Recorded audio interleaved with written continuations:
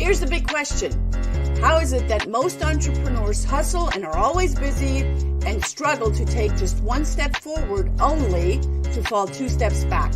They're dedicated, determined, and driven, but only a few finally break through and win. This show uncovers those quantum leap patterns of highly successful people so you can simply model what they do and apply to your future success. That's the question, and the answers are right here. My name is Brigitte Höfele, and this is the Success Patterns Show. And that is right. Welcome everyone to the Success Patterns Show. I hope that you guys can see. That is not what I wanted. There I am. Welcome everyone.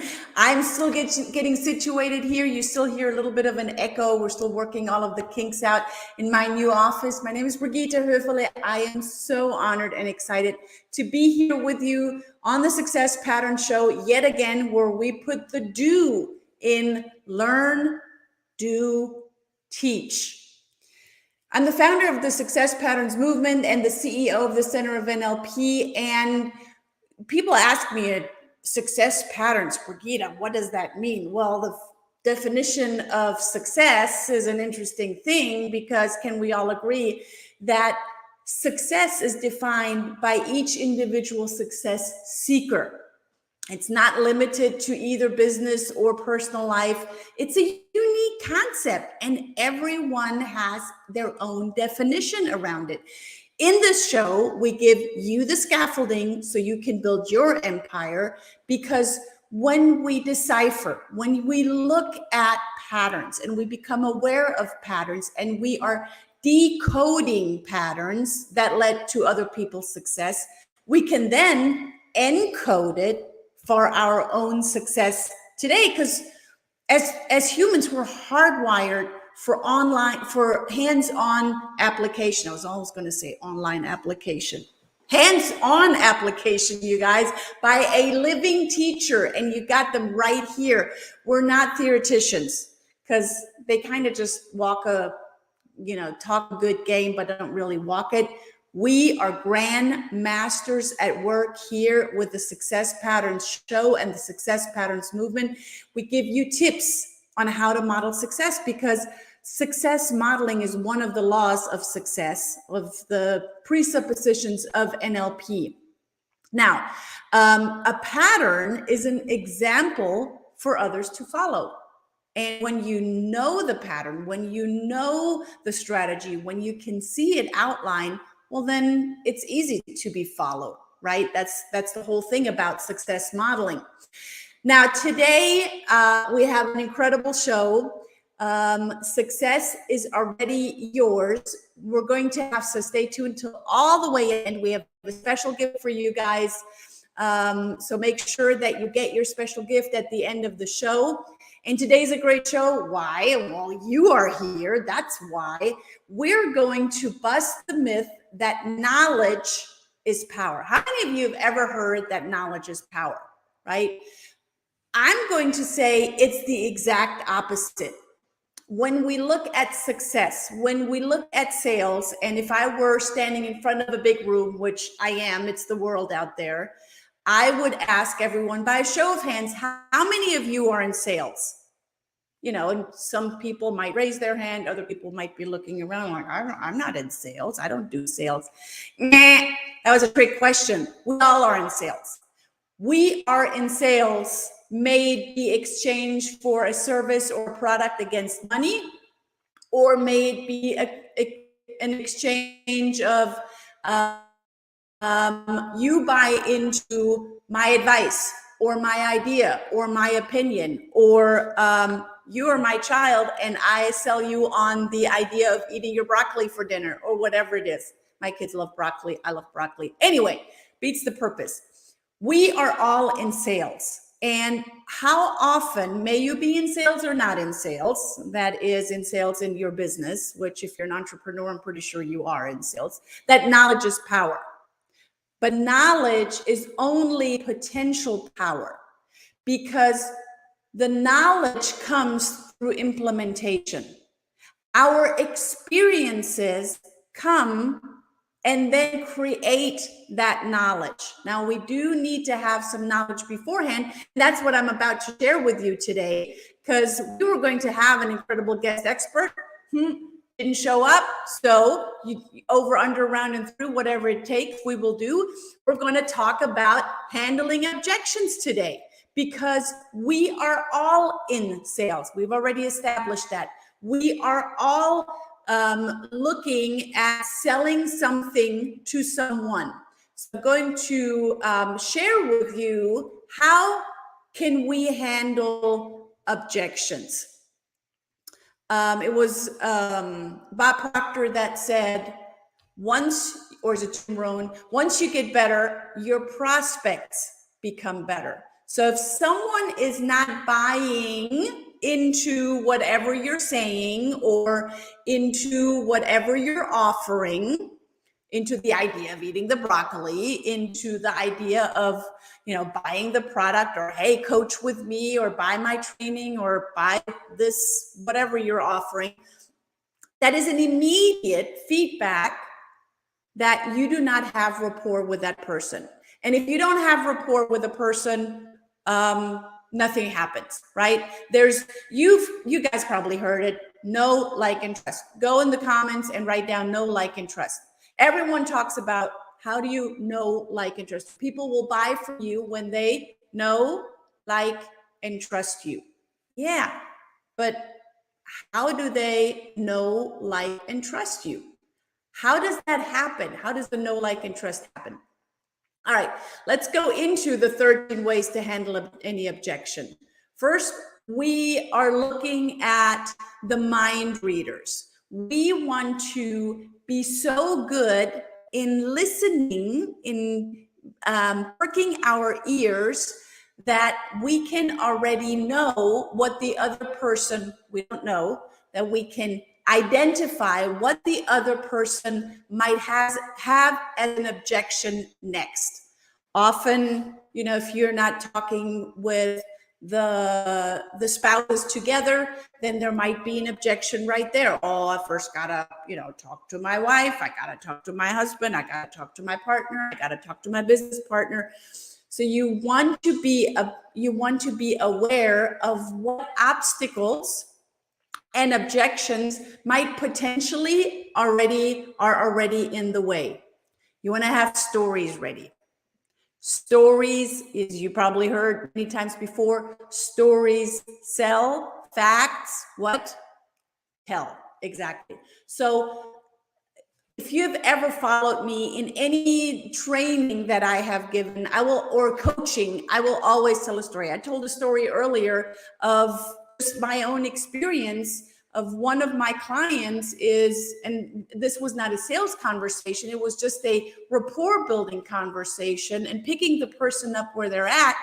And I related my story to her story. She said that, she has a hard time sleeping. How many of you have a hard time sleeping these days? I feel like I'm here in Atlanta. I feel like the weather's going like, up and down. It's dropping in temperature, then it's rising again in temperature. I think we're coming close to a full moon. There are all of these things. And in order for someone to know, like, and trust you, you can build, or you can tear down a potential barrier by picking them up where they're at with a story, with a relatable story. The story must have some sort of point and some sort of impact to really, don't just tell a story of, oh, and by the way, I went out with my dog this morning and he sure did a big old, no, it's got to have a point, right? Questions. Ask quality questions. And I say this, if you have listened to one of my shows that I did with Saelshero, was it last week? Maybe it was the week before that. We talked about quality questions. So in the comments, put down some quality questions that you can ask. With questions, you get more information.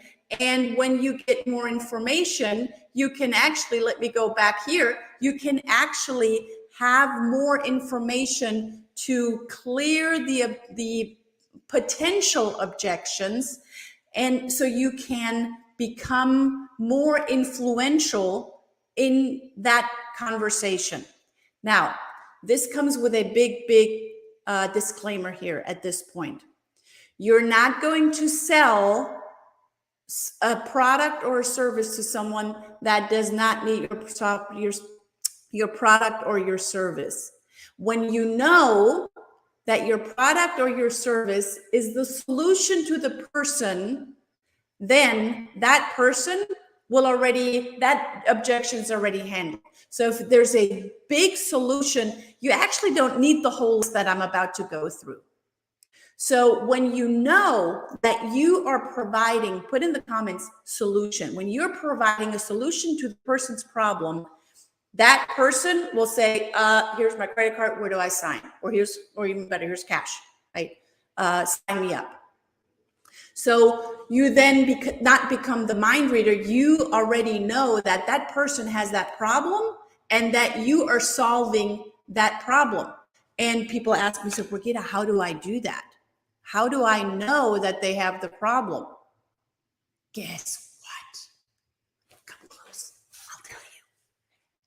Ask a really good question. Ask a question. When I go and do a group training, before, if the trainer or HR comes to me and they say, Brigitte, we really want you to train, but we're not certain, where to begin and, how do we do all of that? I ask, what's your budget? That's the first question that I ask. The second question I ask is, what is the biggest problem that you have in said apartment or department? What is the problem that is being, if I'm training their sales team, what is the biggest problem that they have in that department or in that process, or fill in the blanks? So ask a question. By the way, guys, it's starting to, you probably already seen it, the lights are flickering. It's starting to thunder and storm and rain. So if I go out for a few seconds, I will be back. All right, so ask questions. Solve the problem. Isolate the problem. Isolate the problem. Turn up the heat. Turn up the pain as you're isolating the problem. Bring it out. Allow the person or the department head or whoever you're communicating with, make it so vivid and so palatable and tangible that it's easy for them to then investigate and know that you have the solution, that they know there is really no more questions. There is really no more mind reading. There is really no more storytelling, because you have identified, isolated, investigated, and you're going to handle anything else that comes up before it comes up. So you're going to handle that objection beforehand. Now, after you have done that, you're going to share what is the benefit of them working with you. What is the benefit of them eating their broccoli? What is the benefit of what you fill in the blank, whatever you are selling? Share the benefit, share the learnings. Here goes a story. I put in a proposal for a speaking gig that I'm going to do at the NLP conference next May, like May 2023. And in that proposal, I put in what the listener, the audience, and it's a very big audience, what they're taking away from the learnings. What are they taking away from when I speak, from the speaking engagement? So sharing the benefit, sharing that there is no risk. Now, there are some personality types that love the risk. They love maybe they don't love it. Maybe they just don't mind it, right? They're maybe risk welcoming, if you will. But if you're working with anyone in HR or anyone that is very structured and I'm going to say button up and to the T, they are going to want to know what the risk is and how do we keep the risk at the very, very lowest. So with handling your objections, you're going to reduce the risk. And if all of those fail, if all of the handling objections with the mind read and the questions and the stories and solving the problem and isolating the problem and investigating and bringing out the problem and looking at the problem or looking at the objection or speaking out the objection before it even comes up, and when you handle and reduce the risk and when you share the benefits, and if nothing else works, just be outrageous. Be so unreasonable, because at this point, you have nothing more to lose.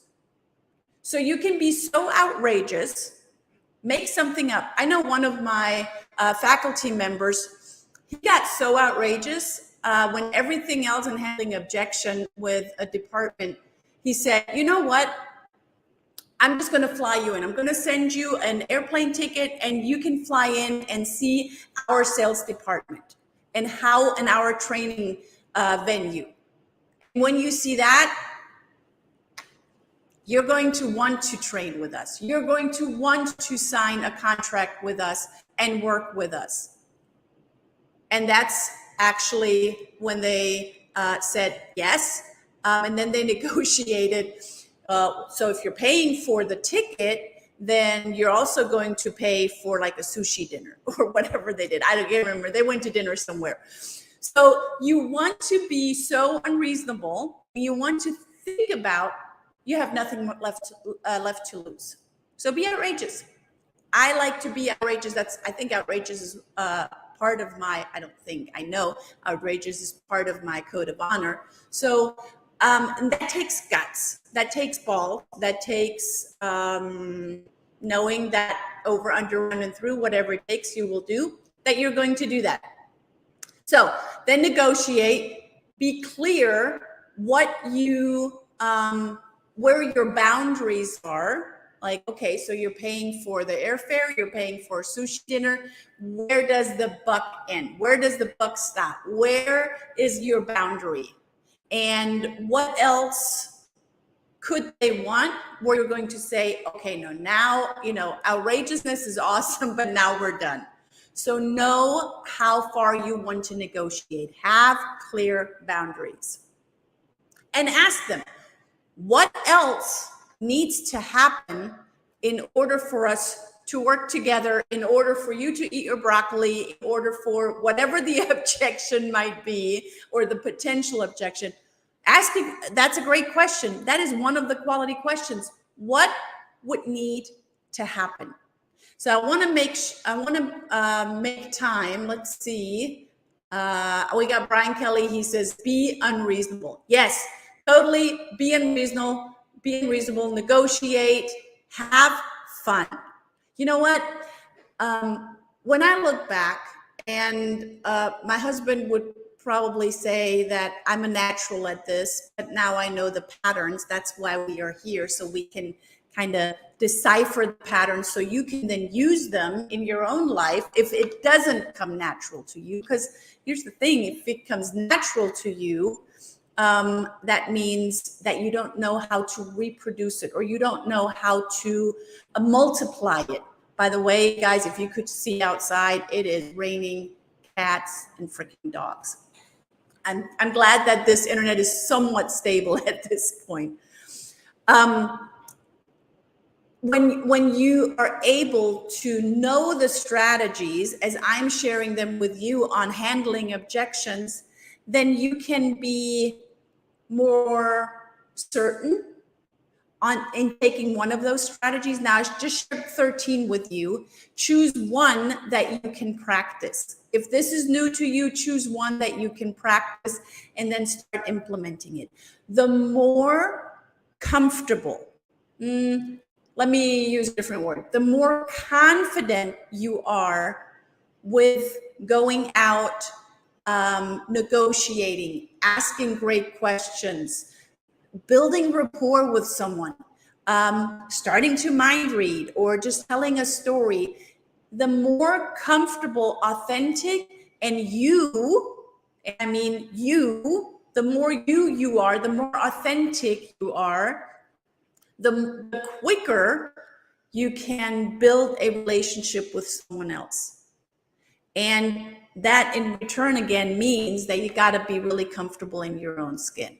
So before you take any of these 13 ways of handling objections, know that it's okay to be you, and know being you is actually really, really good. So in the comments, why don't you write down, hey, it's great to be me. Because when you're you, you accept yourself and you can be accepted by others. When you are you, you can accept to be outrageous. When you're you, you can accept to tell a story, maybe even a vulnerable story. Yes, I'm going to put this here. Yes, I would totally agree with Brian. It is great to be Brian Kelly, but because he's already taken, not marriage-wise, but because he is Brian Kelly, it is good to be you, whoever you are. And I agree. It's great to be Brian Kelly. He makes things happen for the show, which is absolutely incredible. Big shout out to Brian Kelly as well. Be yourself. Be most authentic. And at the same time, be aware that the person that you're speaking to might not be the same personality as you are. They might not be like you, which is not bad. That's actually good news. If you look at the people that are closest to you, may they be a partner or your kids or a spouse, often enough, they are the opposite of you. They compliment you. But when they compliment you, once I heard a speaker say, opposites attract and opposites attack. But they can only attack you when you violate in who they are. Because if it's good to be you, then for them, that also means it's good for them to be them. It's good for me to be me, and it's good for you to be you. And yet, it's okay and it's necessary for me to understand and relate to your personality type, because you and I are probably not the same personality type. That's not bad. That's just what is. And when you know that, I can actually build a relationship. I don't know if you just heard that, but that was the biggest thunder I've ever heard. So it's good to be each an individual person. So I leave you with that. This was not planned for today. We had a guest expert today that just didn't show up. And I said, you know what? This is a perfect time for me to share this with you. I would love to hear from you in the chat box in the comments. As I said, I have a gift for you. And the gift for you is right here. So grab your gift. It's the Success Laws Checklist, the Success Laws Checklist. And you can just simply put in bit.ly/center of NLP, all lowercase, bit.ly/center of NLP, and you will find the how you can opt into the Success Laws Checklist. Those are the laws that I live by. Those are the laws that I teach. We have a practitioner course coming up in 2 days, and I'm excited about that. So the Success Laws Checklist under bit.ly/center of NLP. You can get in touch with me very easily. Brigitta@Höfele.com. You see the spelling right down here. Brigitta, Brigitta, @Höfele.com. That's my email, Brigitta@Höfele.com. Or even easier, just Google Center of NLP, Center of NLP, because this show is sponsored by the Center of NLP, and you can get in touch with me there. So make sure that you got your gift, pass it on, pass on the giving, pass on the love to everyone else. I want to thank you for being here today. Oh, thank you for that, Brian. bit.ly/Center of NLP. Thank you for that. And with that, I leave you. I honor you. I appreciate you. And I want to hear from you guys. If I ever have another guest expert that doesn't show up, what else should I prepare? I mean, I have a lot of trainings prepared that I can choose from, but I want to hear from you. What do you want to learn more about? I will also continue a series that I started on the Genius of Strategies. And I started that in, I want to say in June. So we'll continue that as well. Just drop me a line, Brigitte@hufele.com or Center of NLP. With that, I leave you today. Thank you for tuning in. We're going to be here again next week, same time, same place for the Success Pattern Show. Until then, ciao and bye for now. Thank you for tuning in to the Success Pattern Show at www.thesuccesspatternshow.com. My name is Brigitte Hufele.